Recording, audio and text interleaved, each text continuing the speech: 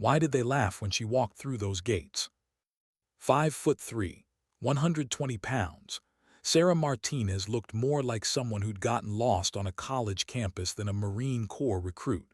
The iron gates of Paris Island swung shut behind her with a sound that felt final, permanent, and every pair of eyes that turned her way held the same question. What was she doing here? The whispers started immediately. Behind hands, behind backs, never quite loud enough for her to respond to, but always loud enough for her to hear.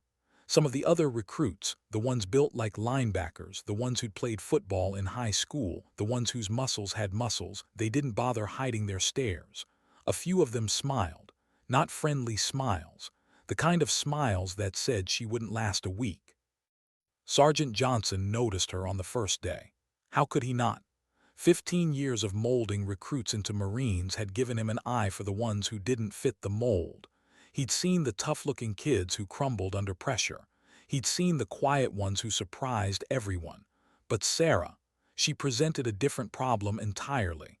She looked like a strong wind would knock her over. He walked past her during that first formation, boots heavy on the concrete, and paused, just for a second, long enough to look her up and down, long enough for her to see the doubt in his eyes. The scars running down his left arm caught the sunlight as he crossed his arms. He didn't say anything. He didn't have to. The first week was hell. The obstacle course seemed designed for people twice her size. When other recruits stepped over the wooden barriers, she had to jump, pull herself up, muscle her way over edges that barely came to their waists. Her arms shook, her grip slipped, and every time she struggled, she could feel the eyes on her back, watching, judging, waiting for her to quit. The rope climb was worse. Her small hands could barely wrap around the thick rope. She watched recruits power their way to the top, hand over hand, like it was nothing. Meanwhile, she fought for every inch. Halfway up, her arms would give out. She'd slide back down, the rope burning her palms, her breath coming in ragged gasps. And the comments got louder. During break time, she'd hear them talking. The men, some of the women too. How'd she even make it past the physical requirements? She looks like she belongs in high school. Give her a week, maybe two. The words stung. But Sarah had heard them before. Her whole life people had looked at her and decided she didn't belong. What they didn't know, what they couldn't see, was Detroit. Growing up in a neighborhood where size meant everything, Sarah had learned early that the world didn't make accommodations for small girls. She'd come home from school one day with a black eye, 8 years old. A group of boys had decided she was an easy target. Her father, a former army soldier who'd seen enough violence for one lifetime, had made a decision that day. He enrolled her in martial arts classes the next week. Not for sport, for survival. By 16, she had a black belt in karate, but she didn't stop there. Judo, Brazilian jiu-jitsu, street fighting techniques from her older brothers who knew the kind of fights you didn't win with rules.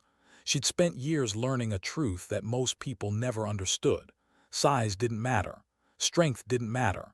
Not if you knew how to use an opponent's power against them. She'd proven it in tournaments, in sparring matches, in back alley confrontations where walking away wasn't an option. But here, at Paris Island, she hadn't had a chance to show what she could do. The Marines emphasized teamwork, unit cohesion, but beneath all that there was an unspoken hierarchy. The biggest recruits became the informal leaders. The strongest ones commanded respect without saying a word. Sarah found herself near the bottom, not because she wasn't trying, not because she didn't care, but because in a world that valued physical dominance, she didn't look the part. She aced every written test, memorized military procedures faster than anyone in her platoon, never missed a detail during inspections. Her locker was perfect. Her uniform was perfect. Her knowledge was perfect. But none of it seemed to matter when it came to earning respect. Corporal Williams made sure of that. He was one of the assistant drill instructors, and he decided early on that Sarah was a liability. During physical training sessions, he used her as an example of what not to do. When she couldn't complete a pull-up, he made the entire platoon do extra exercises. Because apparently, he'd shout, the Marines have time to babysit people who can't keep up. The psychological weight of it was crushing. Every day brought new challenges designed to break recruits down and rebuild them as Marines. Sarah watched people quit, strong people, people who looked like they belonged. They packed their bags and went home, unable to handle the pressure. There were nights when she wondered if they were right, if maybe this wasn't where she belonged. But there was something they didn't see. At night, when everyone else was sleeping, Sarah stayed up under her blanket with a flashlight, practicing knots, memorizing field manual procedures, studying tactics. While the others rested, she did extra push-ups in the bathroom, extra sit-ups. She ran an extra mile every morning before the official physical training began, determined to close the gap between her and the others. Weeks passed. She got better, her running times improved. She could do more push-ups, more sit-ups, but everyone else was improving too. The gap remained. And the nickname started. Mouse. Someone said it first as a joke, then it spread. Through the platoon, through the company, even some of the drill instructors picked it up. Sarah Martinez, the mouse, small, quiet, trying so hard just to survive. She pretended not to care, kept her face neutral when she heard it, but inside something hardened. She'd faced doubt her whole life. She'd always found a way to prove the doubters wrong. This time would be no different. During meals, she'd sit at the edge of the table and listen. The bigger recruits talked about their futures, advanced training, elite units, force recon, Marine special operations. They discussed combat scenarios, debated fighting techniques, planned their careers. Never once did they think to include her in those conversations. To them, she was just trying to survive basic training, not someone who might actually excel. But Sarah knew something they didn't. A real test was coming. Soon, they'd begin hand-to-hand combat training, the Marine Corps martial arts program, and that's where everything would change. All those years of training, all those hours spent learning how to defeat bigger, stronger opponents, it had all been preparing her for this. The irony wasn't lost on her. The same people who looked down on her because of her size were about to discover that in hand-to-hand combat, size could be a disadvantage. Bigger opponents moved slower. They telegraphed their attacks. They relied on strength instead of technique. And they got overconfident when facing smaller opponents. Sarah had been waiting patiently. She knew that respect in the Marines was earned through actions, not words. Soon, she'd have her chance. Soon, everyone would see exactly what this small woman from Detroit could do. She just had to wait a little longer. What happened when the announcement finally came? Tuesday morning, humid, the kind of heat that made your uniform stick to your skin before the sun even fully rose. Sergeant Johnson stood before the platoon, his expression as stern as always. But there was something different in his voice that day. Something that made the recruits stand a little straighter. 8 weeks of basic training were complete. Now came the advanced combat skills. Today marked the beginning of hand-to-hand combat training, the Marine Corps martial arts program. Sarah felt her heart rate spike. This was it, the moment she'd been waiting for since the gates closed behind her. Around her, the other recruits shifted nervously, unsure of what to expect. But Sarah remained perfectly still. She'd spent years preparing for exactly this type of training. While they were worried, she was ready. Sergeant Johnson explained the program in his usual clipped manner. Techniques derived from multiple fighting disciplines. Progressive belt system, controlled sparring, real combat applications. His eyes swept across the formation, and for just a moment they landed on Sarah. She couldn't read his expression, but something in his gaze felt different. The platoon marched to the gymnasium, a converted warehouse with padded mats covering most of the floor. The smell of sweat and rubber filled the air. Harsh fluorescent lights hummed overhead. This was where reputations were made or destroyed. The instructors demonstrated basic techniques first: strikes, blocks, simple takedowns. Sarah watched carefully even though she'd seen all of it before. She noticed the small details: weight distribution, hip rotation, the subtle shifts that made techniques work or fail. Around her, recruits fumbled through the movements, trying to copy what they'd seen. Then came partner drills. "Pair up," Corporal Williams barked. "Size doesn't matter here. You'll fight whoever's in front of you in combat, so you train with whoever's in front of you now." The platoon scrambled to find partners. Sarah ended up with Rodriguez, 6'2", 215 pounds, former high school wrestler with arms like tree trunks. He looked down at her with something between pity and amusement. "Try not to get hurt, Mouse," he said, not maliciously, almost kindly, like he was genuinely concerned about pairing with someone so much smaller. They started with basic drills. Sarah let him control the pace at first, learning his movements, his rhythm, the way he leaned too far forward when he struck, the way he dropped his left hand after throwing a right punch, small details that most people wouldn't notice. "Good effort," Rodriguez said after a few rounds, like he was encouraging a child. Sarah just nodded. The instructors moved through the room, correcting techniques, demonstrating variations. They stopped briefly at Sarah's station, watched her work, then moved on without comment. She could feel William's eyes on her, though, waiting for her to fail, to prove him right. Days passed like this: basic drills, partner work, gradually increasing complexity. Sarah participated without drawing attention, competent but not exceptional, blending in, waiting. The other recruits grew more confident as the week went on. Wrestling backgrounds helped some of them. Size and strength carried others. They started to view combat training as just another box to check, something they could handle. But there was something they hadn't learned yet, something Sarah knew in her bones. Confidence was dangerous, especially when it wasn't earned. Friday afternoon arrived. The sun blazed through the high windows of the gymnasium, cutting harsh shadows across the mats. Sergeant Johnson stood at the center of the room with an announcement. They'd been learning fundamentals all week. Now it was time to test them. "Demonstrations," he said. "Voluntary, show us what you've learned. Full contact sparring, controlled but real." Several hands went up immediately. The bigger recruits, the ones who'd been dominating the partner drills all week. They were eager to prove themselves, to show off. Thompson went first, 6'4", former college football player. He faced off against Martinez, another large recruit, and the fight was exactly what everyone expected. Two big men trading heavy strikes, grappling for position, relying on power and aggression. Thompson won with a chokehold that looked more like brute force than technique. The platoon cheered. This was the kind of combat they understood.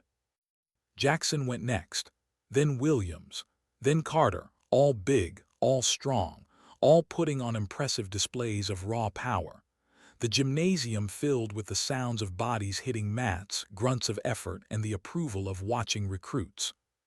Sarah stayed quiet in the back, watching, learning, seeing the patterns. Then Corporal Williams' voice cut through the noise. "Martinez, Sarah Martinez."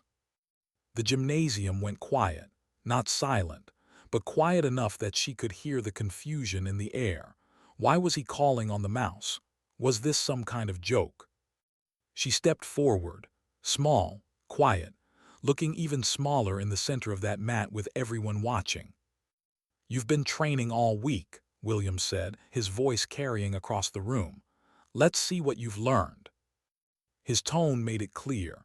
This wasn't about testing her skills. This was about putting her in her place, reminding everyone why size mattered, why she didn't belong. "Who wants to spar with Martinez?" Williams asked the platoon. The silence stretched. No one wanted to volunteer, not because they were afraid, but because it felt wrong, like picking on someone who couldn't defend themselves. Even Rodriguez, who'd been her partner all week, looked uncomfortable. "Come on," Williams pushed. Someone step up. Finally, Rodriguez raised his hand. Not eagerly, more like he was taking one for the team. Better him than someone who might actually hurt her. They faced each other on the mat. The size difference was stark. He had almost a foot on her in height, nearly 100 pounds, arms that could probably bench press her body weight. Sarah looked up at him, her expression calm, unreadable. "Ready?" the instructor asked. Rodriguez nodded. Sarah nodded. "Begin." What happened next took less than 8 seconds. Rodriguez moved in with a basic combination. Right jab, left cross, exactly what he'd been practicing all week, exactly what Sarah knew he would do. She didn't block, she slipped. A tiny shift of her body that made his punches cut through empty air. His momentum carried him forward, just slightly off balance. That's all she needed. Her hand snaked out faster than anyone could follow, grabbed his extended wrist, twisted, used his own forward momentum against him. Rodriguez's eyes went wide as his body went where it didn't want to go. She stepped to the side, her hip became a fulcrum, and suddenly all 215 pounds of him were airborne. The slam echoed through the gymnasium. Rodriguez hit the mat hard. The breath left his lungs in a whoosh. Before he could process what happened, Sarah was already moving. She flowed into a joint lock, controlling his arm, her weight positioned perfectly to prevent any escape. His face pressed against the mat, he tapped, frantically. She released immediately, stepped back, helped him up. The gymnasium was dead silent. Rodriguez stared at her. His mouth opened, closed. No words came out. He looked at his arm like it had betrayed him. Around them, 60 recruits stood frozen, trying to process what they'd just witnessed. "Who's next?" Sarah asked quietly. Could anyone else have predicted what would happen next? The silence in the gymnasium felt heavy, thick, like the air itself was holding its breath. 60 recruits stood motionless, their eyes moving between Sarah and Rodriguez, who was still rubbing his shoulder, still trying to understand how he'd ended up on the mat so fast. Thompson stepped forward, the football player, the one who just won his demonstration bout with pure power and aggression, 6'4", 230 pounds. He'd been one of the loudest voices making jokes about the mouse. He wasn't smiling now, but there was something in his eyes, pride, the need to prove that Rodriguez had just gotten lucky. "I'll go," he said. Sarah nodded. No words, no hesitation, just a simple nod. They squared up. Thompson bounced on his feet, hands raised, shoulders rolling, trying to intimidate her with his size. She stood still, centered, breathing. "Begin." Thompson came in fast, faster than Rodriguez. He'd learned something from watching. He threw a quick jab to test her reaction, then followed with a heavy overhand right meant to overwhelm. But Sarah wasn't there. She'd read the telegraph in his shoulder, the tiny rotation that said the big punch was coming. She moved inside his guard, close, too close for him to generate power. Her elbow struck his solar plexus, not hard enough to injure, but hard enough to steal his breath. As he doubled over reflexively, her leg swept his supporting foot. Thompson went down like a falling tree. This time, Sarah didn't even need to follow him to the ground. He landed on his back, the air driven from his lungs, staring up at the ceiling trying to remember how to breathe. She stood over him, hand extended to help him up. He took it slowly, his face red, not from exertion, from shame. "Two down. Next." Jackson stepped up before anyone could think too hard about what was happening. The tall, quiet kid from Oklahoma who'd been training in boxing since middle school. He had reach. He had technique. He had speed. He moved onto the mat with confidence, convinced he could solve the puzzle that had defeated the others. They began. Jackson kept his distance. Smart. He jabbed, tested her range, looked for openings. He had good footwork, good hand speed. Under different circumstances, he might have been a real challenge. But Sarah had spent years fighting people with reach advantage. She knew how to close distance, how to make height irrelevant. She let him throw 3 jabs, 4, establishing a rhythm. Then when he committed to a straight right hand, she moved, not back, forward and to the side, inside his guard again. Her palm strike caught his chin, controlled, precise, just enough to snap his head back. As his weight shifted backwards, she hooked his front leg and drove forward. Jackson's arms windmilled for balance he couldn't find. He crashed to the mat. Before he could recover, Sarah had his arm extended, her knees controlling his shoulder, the joint lock already in place. He tapped immediately. 3. The gymnasium wasn't silent anymore. Whispers ran through the watching recruits like electricity. Shocked whispers, confused whispers. Nobody could look away. This wasn't supposed to be possible. The mouse. The girl they'd been making jokes about for 8 weeks. She was dismantling some of the biggest, strongest recruits in the platoon like it was nothing. Williams stepped onto the mat next. Not the corporal, Private Williams. The one who'd been particularly vocal about Sarah not belonging. 6'1", 205 pounds. Former Marine brat who'd grown up around military bases his whole life. He thought he understood combat, thought he knew how it worked. His face was set in hard lines as he approached. This wasn't just sparring anymore. This was personal. He'd spent weeks mocking her, laughing at her struggles. If she humiliated him in front of everyone, that reputation would follow him for the rest of his career. "You got lucky with them," he said, loud enough for everyone to hear. "Let's see how you handle someone who's actually ready for you." Sarah didn't respond, didn't engage, just settled into her stance.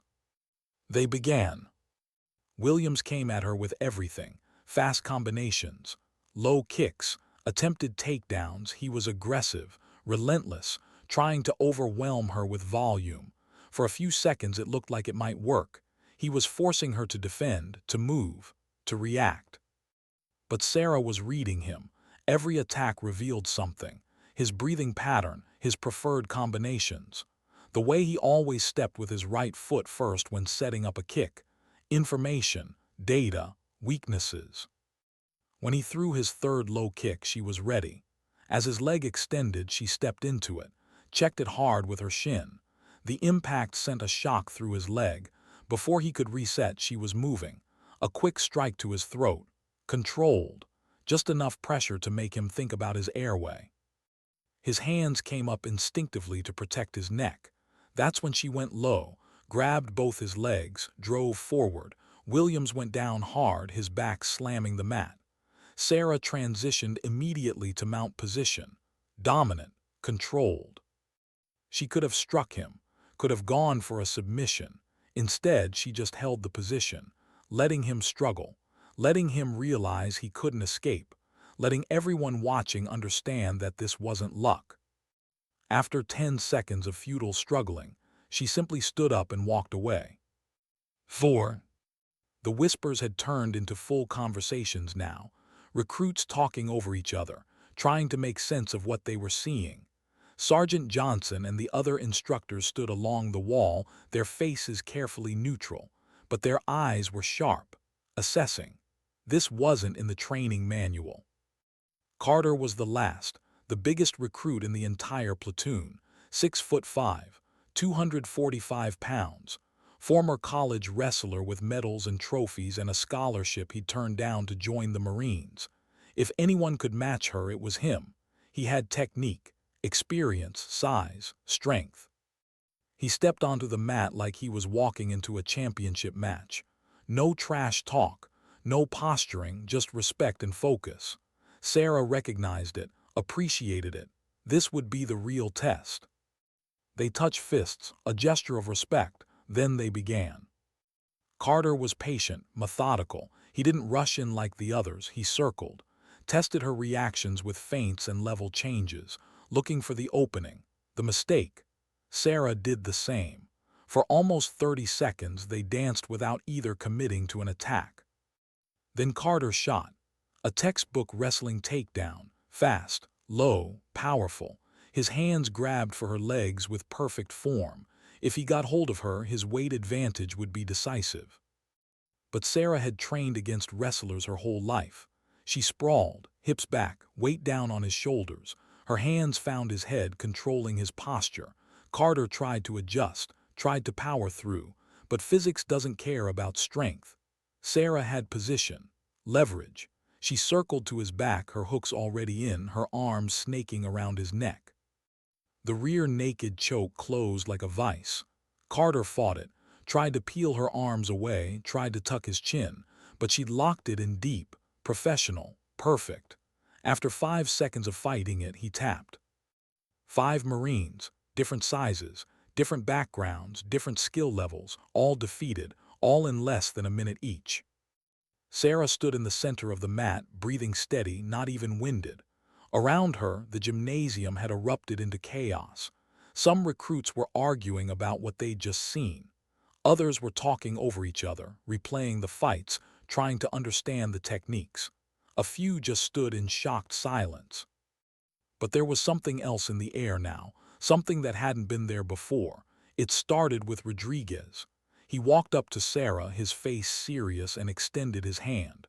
Not to help her up, not as a formality, as genuine respect. "That was incredible," he said. "Could you teach me that first takedown?" Then Thompson approached. Then Jackson. Then Williams and Carter. One by one, the same Marines who'd been making jokes about her, who'd called her mouse, who doubted she belonged. They came to her, not to apologize. Marines didn't do that, but to acknowledge what she'd just proven. Corporal Williams, the instructor who'd been using her as an example of failure for weeks, walked to the center of the mat. His face was unreadable.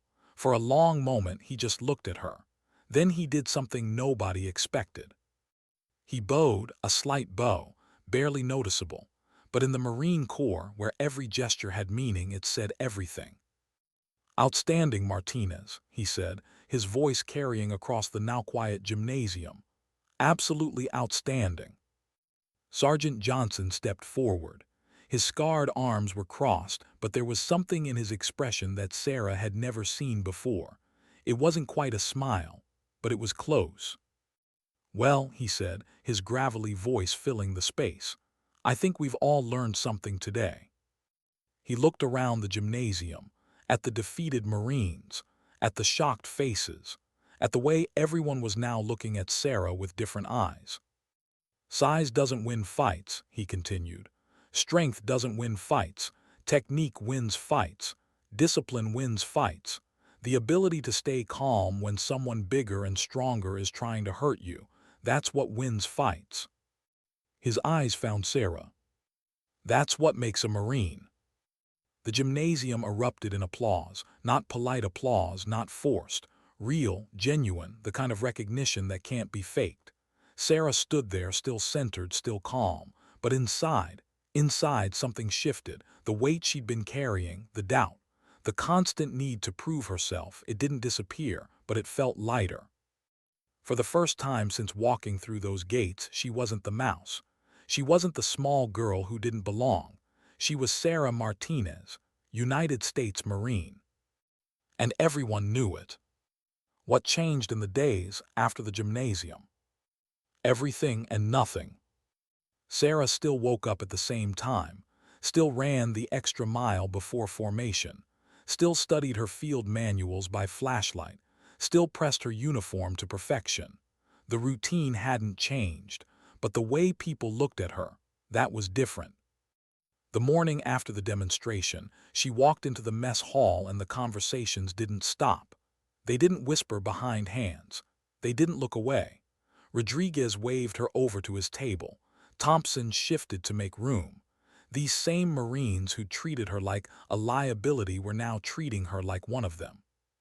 But Sarah was careful, respect was earned, and it could be lost just as quickly. She'd seen it happen. Someone gets praised, gets arrogant, starts believing their own hype, and suddenly they're right back where they started, maybe worse. So she stayed humble, kept her head down, focused on the next challenge. Training continued. More advanced techniques now, weapons training, tactical scenarios, land navigation. Sarah approached each one with the same quiet intensity she'd always had. But now, when she struggled with something, people didn't see it as proof she didn't belong. They saw it as normal, human. Even the best Marines had weaknesses. Corporal Williams pulled her aside during a training break on Wednesday. The same instructor who'd been using her as an example of failure. He stood with his arms crossed, his expression serious. For a moment, Sarah thought she was in trouble. "Martinez," he said, "I owe you an apology." She blinked. Drill instructors didn't apologize. It wasn't in their vocabulary. "I misjudged you," he continued. "Made assumptions based on what I saw instead of what you could do. That's not who I am. That's not who the Corps is. So, I'm sorry." Sarah didn't know what to say. She settled for a simple nod. "Thank you, sir." "Don't thank me," Williams said. "Just keep being who you are. The Corps needs more Marines who fight like you, who think like you." He paused, then added, "I've been teaching combat training for 6 years. What you did in that gymnasium, I've never seen anything like it. The way you read those Marines, the way you used their size against them, that wasn't luck. That was years of training." "My father enrolled me in martial arts when I was 8, Sarah said quietly. "I've been studying ever since." Williams nodded slowly. "It shows, every movement, every technique. You weren't just defending yourself. You were controlling the entire fight. That's not something we can teach in a few weeks."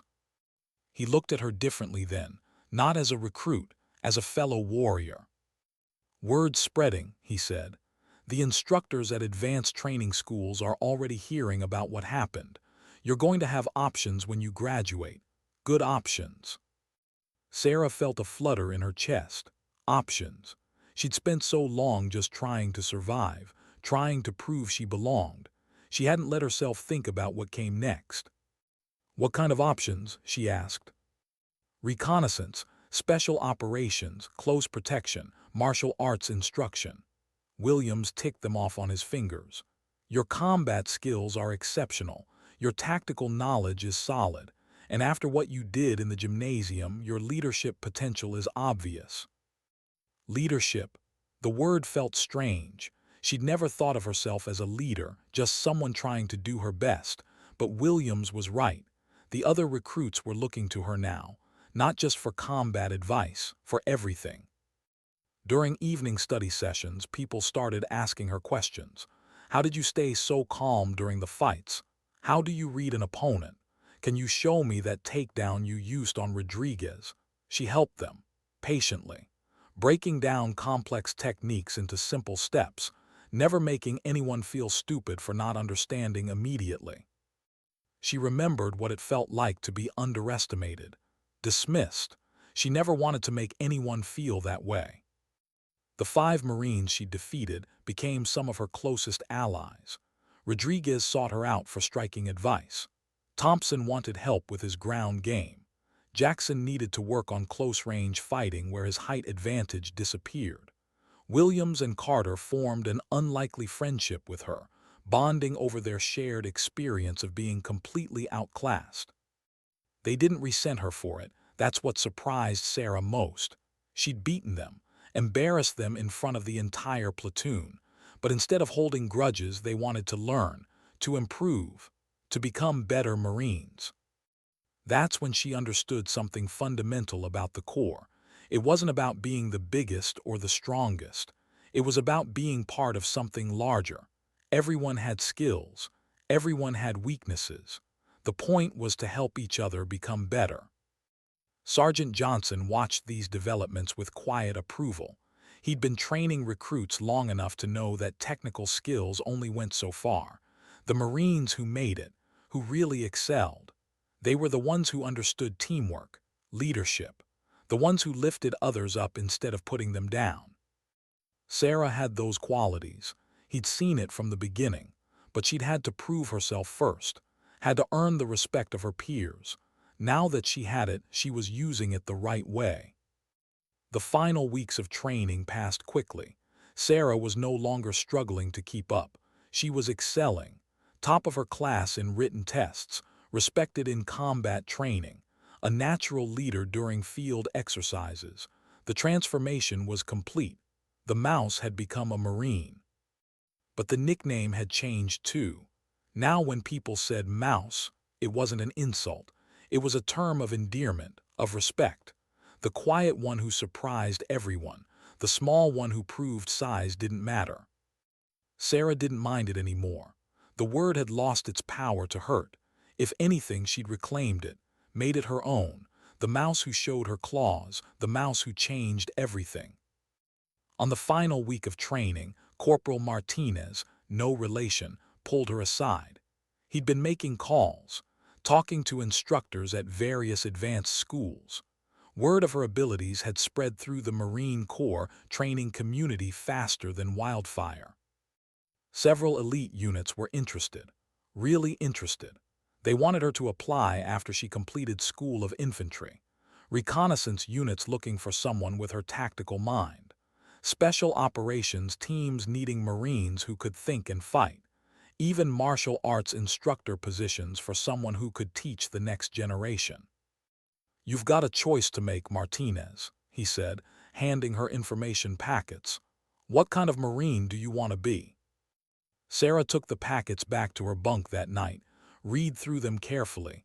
Each one represented a different path, a different future. Reconnaissance appealed to her. Small team operations, individual excellence. The kind of work where her skills would be tested in real combat situations. But she didn't decide that night, didn't let herself get caught up in the possibilities. There was still graduation, still the School of Infantry, still more challenges ahead. She'd learned not to get ahead of herself, to focus on the next step, the next task. That's how she'd made it this far, one day at a time, one challenge at a time, one person at a time who didn't believe she could do it, until they saw her prove them wrong. Graduation day arrived on a clear Saturday morning. The sun warm but not brutal. Sarah stood in formation with the rest of her platoon, wearing the same uniform as everyone else. But there was something different about the way she carried herself now. A quiet confidence that hadn't been there before. Her family sat in the crowd. Mother, father, her younger siblings. They'd traveled from Detroit, taken time off work, spent money they didn't really have, all to watch her graduate. Her father cried when she received recognition as the top graduate in her platoon, a former Army soldier who'd seen combat, who'd been injured, who'd taught his daughter to fight because the world was dangerous and she needed to protect herself. He watched his little girl become a Marine, and the pride in his eyes was something Sarah would remember for the rest of her life. After the ceremony, Sergeant Johnson approached her family, introduced himself, spoke about Sarah's exceptional performance, her potential, the doors that were opening for her, but what he said at the end stayed with Sarah. "Your daughter changed this platoon," he told her parents. "She taught 60 Marines that strength isn't about size, it's about heart, about discipline, about never giving up no matter how hard things get. We'll be telling her story here for years." Sarah's mother smiled. She's always been like that, even as a little girl, never backed down from anything. But she was also always the first to help someone who needed it. We knew she'd do something special. The story of the gymnasium had already become legend. New drill instructors were using it in their training. Leadership courses were creating case studies about it. The small Marine who dropped 5 of the biggest recruits in the company. It would be told and retold, changed with each telling, embellished, mythologized. But Sarah herself was already looking ahead. School of Infantry started in 2 weeks. Camp Pendleton, new challenges, new people who didn't know her reputation. She'd have to prove herself all over again. The thought didn't scare her. If anything, it excited her, because she knew something now that she hadn't known before. She belonged. Not because of her size, not despite it, just because of who she was, what she could do, what she was willing to sacrifice. That night back in the barracks, Rodriguez found her packing her gear. "You nervous about School of Infantry?" he asked. Sarah shrugged. "I've been nervous since I got here, haven't stopped me yet."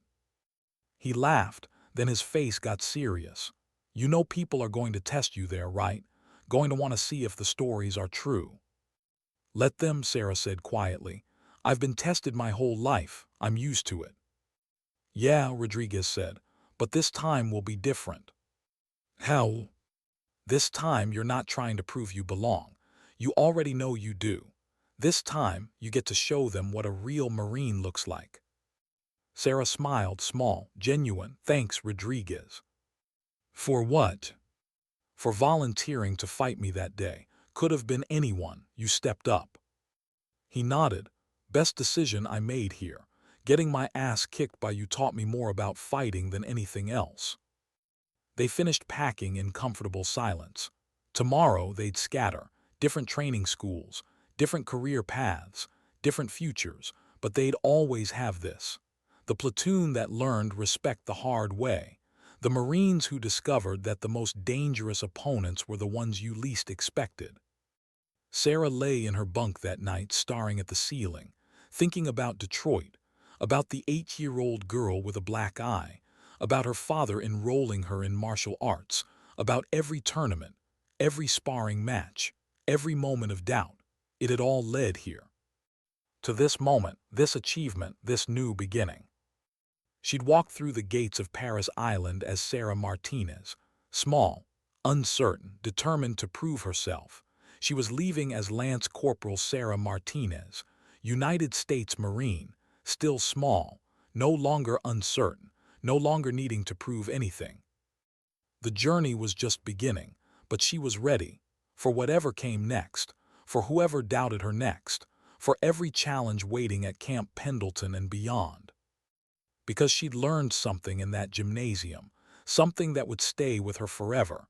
Size didn't define you. Strength didn't define you. How you responded when the world told you that you didn't belong, that's what defined you. And Sarah Martinez, she'd never belonged anywhere more than she belonged in the Marines. Why did the whispers start again at Camp Pendleton? The first day of School of Infantry felt like déjà vu. New base, new faces, same old stairs. Sarah walked through the gates of Camp Pendleton and watched the familiar pattern unfold. Recruits looking her up and down, whispered comments about her size, that mixture of confusion and doubt. Some of them had heard rumors, stories about a female Marine who'd made waves at Paris Island, about someone who dropped 5 Marines in a demonstration that became legendary. But they didn't connect those stories to the quiet woman who just joined their training company. How could they? The legend was larger than life. Sarah Martinez looked exactly like her name. Small, unassuming, ordinary. She smiled to herself as she listened to the familiar comments. She'd been here before. She knew exactly how this story would end. The training at Camp Pendleton was different from basic, more advanced, more realistic. They learned urban warfare tactics, practiced with live ammunition, conducted field exercises that lasted for days in brutal terrain. This wasn't about building discipline anymore. This was about becoming combat ready. Sarah excelled in all of it, but she kept a low profile at first, just like at Paris Island, performed competently but didn't stand out, let her new classmates form their incorrect assumptions. Meanwhile, she watched, learned, studied their strengths and weaknesses. The breaking point came during week 2, close quarters combat training. The instructor set up scenarios in a mock urban environment, buildings, tight corners, limited visibility, the kind of fighting where size could be a major disadvantage. Sarah moved through the course like water, flowing, adaptive, reading the environment. When larger Marines tried to use their bulk to dominate doorways, she used their momentum against them. When opponents tried to pin her in tight spaces, she made herself smaller, slipped out, struck from unexpected angles. The instructors noticed. How could they not? While other Marines muscled their way through scenarios, Sarah was demonstrating textbook technique, the kind that takes years to develop, the kind that can't be taught in a few weeks of training. During a break, one of the combat instructors pulled her aside. "Staff Sergeant Chen, 20-year veteran with tour in Iraq and Afghanistan. He'd seen real combat, lost friends, earned his scars. "Martinez," he said, his voice quiet, "where'd you learn to fight like that?" "My father enrolled me in martial arts when I was 8, sir. I've been training ever since." Chen nodded slowly. "You're that Martinez, the one from Paris Island?" "Yes, sir." "They told me the story, said it was exaggerated, said there was no way someone your size could take down 5 Marines that clean." He paused. "They were wrong, weren't they?" "I don't know about clean, sir, but I did it." Chen studied her for a long moment. "You're wasted in standard infantry. You know that." Sarah didn't respond, didn't know how to. "I'm putting your name forward," Chen continued. "Reconnaissance. They need Marines who can think, who can fight smart instead of hard, who understand that combat isn't about being the biggest person in the room." "I appreciate that, sir." "Don't thank me yet. Recon training is brutal, makes this look like summer camp, and they don't care about your reputation. You'll have to prove yourself all over again." Sarah almost laughed. "I'm used to that, sir." That night word spread through the company. Sarah Martinez, the legend from Paris Island, she was here, and the stories were true. Suddenly, the quiet woman who kept to herself became the center of attention. Marines wanted to train with her, learn from her, test themselves against her.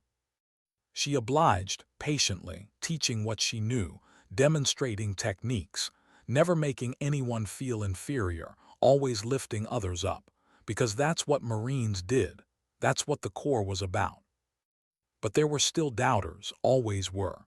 Staff Sergeant Morrison in particular seemed skeptical. He'd been in the Marines for 12 years, seen female Marines before. Some were good, some were excellent, but this legend about a tiny woman taking down 5 men, he didn't buy it. He made his skepticism known during a platoon briefing, questioned whether Sarah had the physical capacity for the demands of combat, suggested that maybe the stories had been exaggerated, that maybe reality would be different from training demonstrations. Sarah didn't argue, didn't defend herself, just waited for the inevitable moment when actions would speak louder than words. That moment came during a field exercise in Week 4, multi-day operation in the mountains, full combat load, tactical scenarios, live fire drills, the kind of training that separated the capable from the exceptional. Sarah carried the same load as everyone else, 60 pounds of gear, weapon, ammunition, water, rations, medical supplies. For someone her size, it was a brutal burden. The bigger Marines could distribute the weight across broader frames. For Sarah, it meant every step was a test of will. Morrison watched her carefully, waiting for her to falter, to request a lighter load, to prove his skepticism justified. But Sarah had been carrying heavy loads her whole life, not just physical ones. She knew how to endure, how to push through pain, how to keep moving when everything screamed to stop.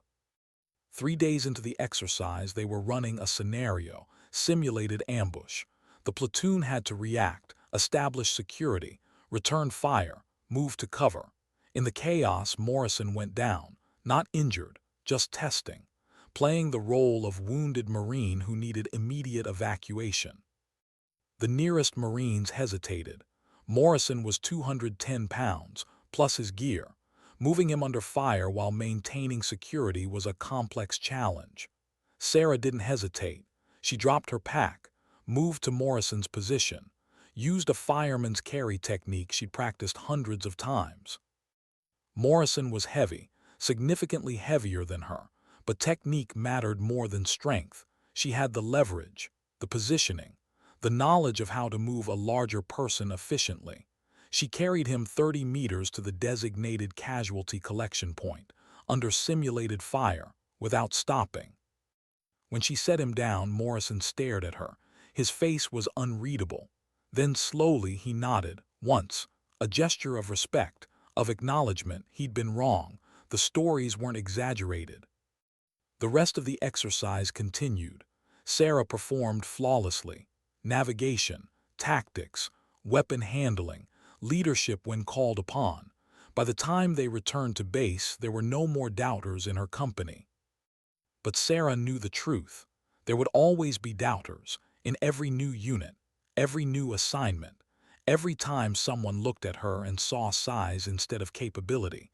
She'd spend her career proving herself, over and over. That was the reality of being different in a world built for uniformity. She'd accepted it, made peace with it, because the alternative, giving up, quitting, letting the doubters win, that wasn't an option, would never be an option. Graduation from School of Infantry came faster than she expected. Sarah received orders for reconnaissance training, the elite unit she'd been dreaming about.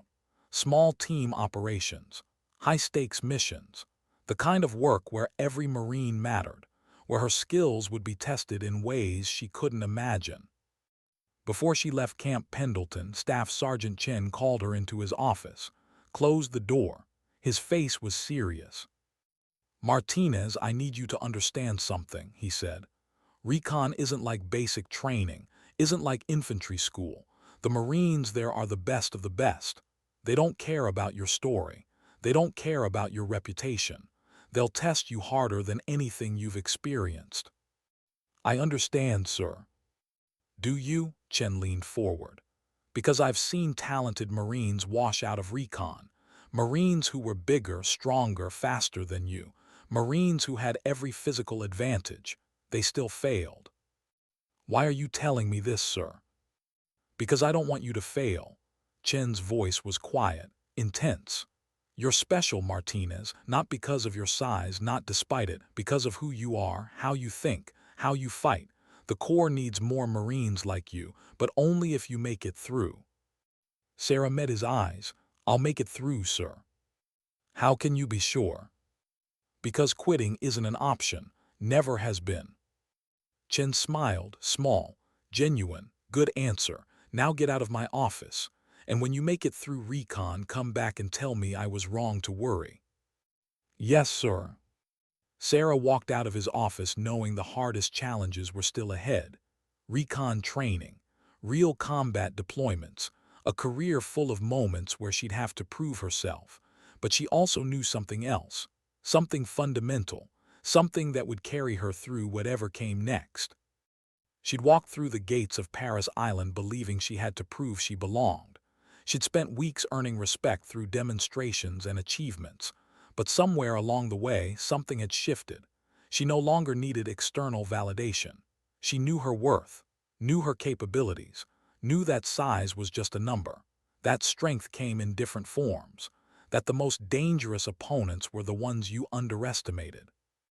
The journey from Detroit to Paris Island to Camp Pendleton had taught her that, and every challenge ahead would reinforce it. Years later, Sarah would serve with distinction in multiple combat deployments, would earn decorations for valor under fire, would become an instructor herself, teaching new generations of Marines the lessons she'd learned. But it all traced back to those moments. The gymnasium at Paris Island, the mountains of Camp Pendleton, the countless times someone looked at her and decided she didn't belong. She proved them wrong, every single time. Not through aggression, not through arrogance, through quiet competence, through discipline, through the unwavering belief that she had every right to be exactly where she was. The mouse who showed her claws, the Marine who changed the game, the woman from Detroit who taught the Corps that strength comes in all sizes. That respect is earned through actions. That dignity doesn't need to shout to be heard. Sometimes dignity doesn't speak. It simply acts.